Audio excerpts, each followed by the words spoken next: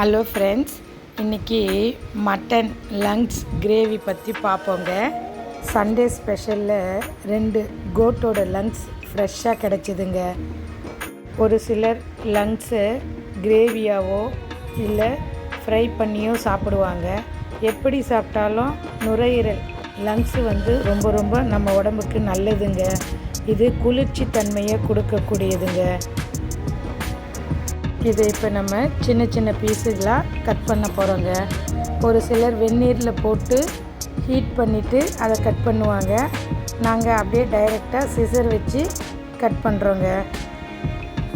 இதில் அதிக அளவான விட்டமின்ஸ் இருக்குங்க, மினரல் இருக்குது, புரோட்டீன் இருக்குது, அயன் இருக்குது.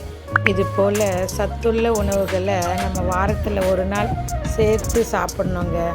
நம்ம உடம்பை நம்ம தான் ஆரோக்கியமாக பார்த்துக்கணும். கட் பண்ணுறது ரொம்ப கஷ்டமாக இருக்குங்க. 2 பேர் சேர்ந்து தாங்க கட் பண்ணி சமைக்கிறோம்.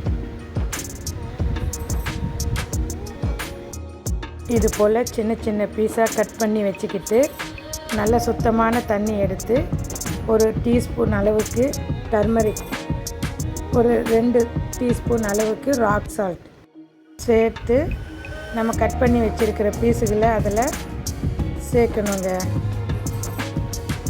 ஒரு 2-3 மினிட்ஸ் அது நல்லா அதில் ஊறணும். நம்ம நல்லா கை வச்சு நல்லா வாஷ் பண்ணணுங்க. இது நமது நுரையீரலுக்கு வலுவை தருவதுடன் மூச்சு திணறல் இருப்பவர்களுக்கு இது மருந்தாக பயன்படுதுங்க. இது போல் நம்ம சுத்தப்படுத்தி ரெடி பண்ணி வைக்கணும். இது ஒரு குக்கரில் சேர்த்து ஒரு 1/4 டீஸ்பூன் அளவுக்கு டர்மரிக், ஒரு டீஸ்பூன் அளவுக்கு ராக் சால்ட் சேர்த்து 1/2 கப்பு வாட்ரு சேர்த்து ஒரு 10 நிமிஷம் நம்ம வேக வைக்கணுங்க. இந்த உணவை நம்ம சாப்பிடும்போது நம்ம உடலில் இருக்கிற வெப்பத்தை தணித்து குளிர்ச்சி அடையவும் செய்யுதுங்க. வீசிங் இருக்கிறவங்களுக்கும் இது நல்ல மருந்தாக பயன்படுதுங்க. ஒரு பேன் வச்சு 3 டேபிள் ஸ்பூன் ஆயில் சேர்த்து மசாலா ஐட்டம் எல்லாம் அதில் சேர்க்கணுங்க. அதோட ஆனியன் பேஸ்ட்டையும் சேர்த்து நல்லா மிக்ஸ் பண்ணணுங்க.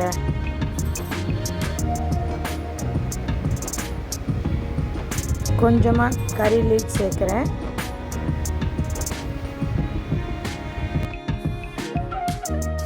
Table spoon ginger garlic paste சேர்க்குறேங்க. அதையும் சேர்த்து நல்லா ராஸ்மெல் போகிற வரைக்கும் நல்லா ஃப்ரை பண்ணணுங்க. அதோட நான் டொமேட்டோ பியூரியும் சேர்க்குறேன். நான் 2 பெரிய தக்காளி சேர்த்துருக்கேங்க. இதுவும் நல்லா ராஸ்மெல் போகிற வரைக்கும் நம்ம நல்லா குக் பண்ணணுங்க. தக்காளி வெங்காயம் எவ்வளோ வதங்குதோ அவ்வளவும் குழம்பு நல்ல டேஸ்ட்டாக இருக்குங்க.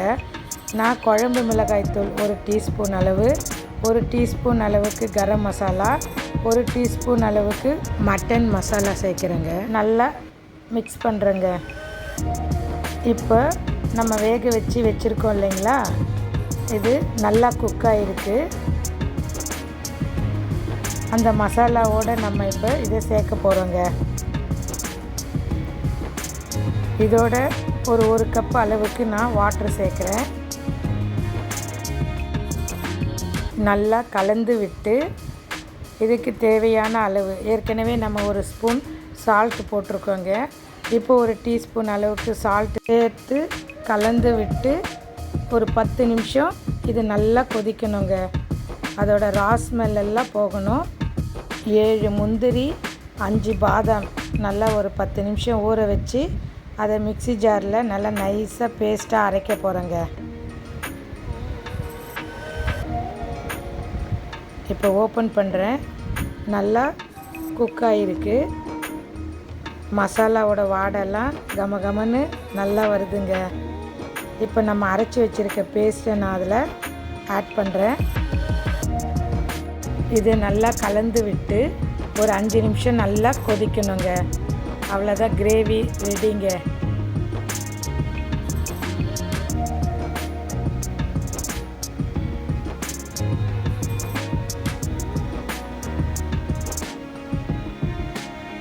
கிரேவி ரெடி ஆயிடுச்சுங்க.